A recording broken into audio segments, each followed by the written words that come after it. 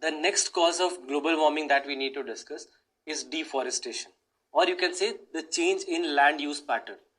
Now, deforestation has been a menace, and in India also we have witnessed this. Growing in India, you might have seen clearing of forest altogether. Many of the new lands are being used for agricultural purposes. The ones which used to be thick forest, areas in the western Ghats have been cleared, areas of the deciduous forest in the northern India have been cleared. So we know that whether it's the tribal regions of India, whether the evergreen forests of India in the northeast or in the western Ghats, each and every part of India has seen rampant deforestation at least for more than 4 to 5 decades. Now, deforestation is a major cause of global warming.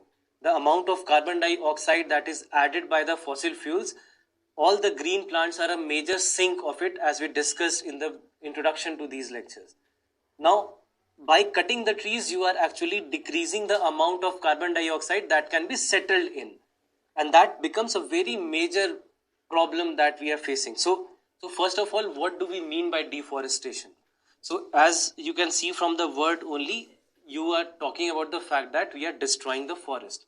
So if I have to define what is deforestation, deforestation can be said to be permanent destruction of forests in order to make land available for industrial or other uses. So the key word here is permanent destruction. Now let me give you some data about deforestation. If you feel that this problem is not big enough, first of all, every year we are clearing approximately 18 million acres of forest. 18 million acres of forests cleared every year. Not only this, and this is roughly the size of a country like Panama. And this was a report that was given by Food and Agricultural Organization, FAO, of United Nations. Apart from that, half of the world's tropical forests have been cleared, and this also was given by FAO. Another estimate says that 15% of all the greenhouse gas emissions are actually coming from deforestation. So 15% of all greenhouse gas emissions are attributed to deforestation. And this was a data that was given by WWF. In 2016, the global tree cover loss actually reached a record of 73.4 million acres. So by the end of 2016, we have lost 73.4 million acres of forests. Not only this, if we talk about climate change or the effect that deforestation has on climate change, now deforestation has been considered as one of the contributing factors to global climate change. The number one problem caused by deforestation is the impact on the global carbon cycle. Approximately 300 billion tons of carbon. We are talking about 300 billion tons of carbon.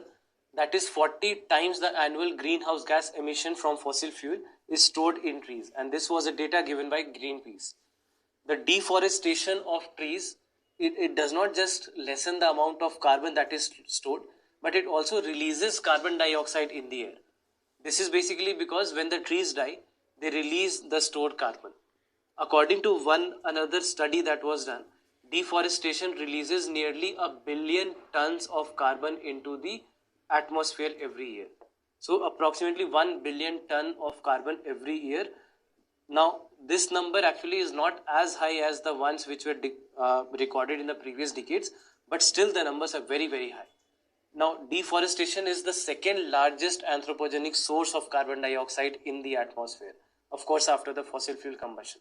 So another fact you can add to your notes, that it is the second highest source of carbon dioxide emission in the atmosphere after fossil fuels. And this basically, the contribution you can say ranges between 6 to 17%.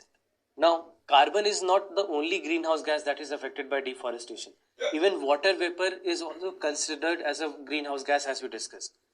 The impact of deforestation on the exchange of water vapor and carbon dioxide between the terrestrial vegetation and atmosphere is the biggest concern with regards to climate system. The changes in the atmospheric concentration will directly have an effect on the climate. So deforestation has decreased the amount of water vapor flow from land to atmosphere by approximately 4%. So, although this might look as a very slight change, but even this slight change in the flow of water vapor can disrupt the natural weather pattern. In due course, it would change the climate of a given particular region. So, all these kind of things have been observed due to the deforestation or the ill effects of deforestation in a way. Now, let's look at the other effects that deforestation have. First can be loss of species. Now you know that forests are very complex ecosystems. They affect almost every species on the planet. So that's why when they are degraded, it can set off a devastating chain of events both locally and globally. So one effect that deforestation can have would be the loss of species. Now you may know that 70% of all the species on the planet, they live in forests, and because of deforestation they are losing their natural habitat. So because of this natural habitat which is being lost, there would be a loss of species that we might see, and this may lead to extinction of many species. The next effect that deforestation might have would be on water cycle. Now, the trees are very important to the entire water cycle. They absorb the rain and produce water vapor that is released into the atmosphere. Basically, they lessen the amount of pollution in water as well. And if you talk about an Amazon forest, for example, there half of the water that is present in the ecosystem in the Amazon forest, they are actually in the trees. They are not as a river or a lake or any other water body. Not only this, apart from that, soil erosion. The tree's root actually anchor the soil. So without the trees, the soil is also free to wash or get blown away. And this can also lead to loss of vegetation. So one study which was done by WWF, it stated that at least 1/3 of arable land has been lost to deforestation since 1960. One important case study here can be the comparison between Haiti and Dominican Republic. Both these countries are located in the same island. Both share the same ecosystem. But if you look at it, there is a drastic difference between Haiti and Dominican Republic. If you want, there is a very good documentary also on this by Vox. You can have a look at it, you will understand how there is a difference between the two. So, deforestation also has an effect on soil erosion. Then another aspect that we can talk about is life quality. See, soil erosion can lead to the soil or the upper part of the soil reach different water bodies and reach different areas. And this can increase the health complications in a given area or in a given population. Then apart from that, the disturbance of the native people. So many native tribes live in the rainforest of the world, and their destruction is the destruction of these people's home and the way of life that they have. So many of the indigenous tribes are losing their way of life, and that is disturbing the way of life that the natives have, and especially in the rainforests of Africa and South America. Not only this, the next important factor is also the effect that it has on carbon sequestration.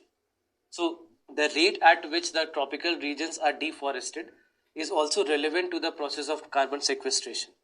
Basically, what is carbon sequestration? You can say that it is long-term storage of carbon in the underground cavities and biomass rather than in the atmosphere. So we can say that if you have to define carbon sequestration, you can say this is long-term storage of carbon in underground cavities or biomass rather than atmosphere, right? So by removing the carbon from atmosphere, the carbon sequestration acts to mitigate global warming. So deforestation contributes to global warming Basically what happens is, just try to understand this, that there are fewer plants available to take up carbon dioxide from the atmosphere, and in addition, as fallen trees or shrubs or other plants, they are burnt or they are allowed to slowly decompose, they release as carbon dioxide, and the carbon that they stored during their lifetime gets released into the atmosphere. Apart from this, any land use change that influences the amount or distribution or the type of vegetation in a given region, it can also affect the concentration of aerosols. And though the impact of such a change on climate is very indirect and very relatively minor, but still there is another problem that you can face due to these kind of issues. So this is all about deforestation.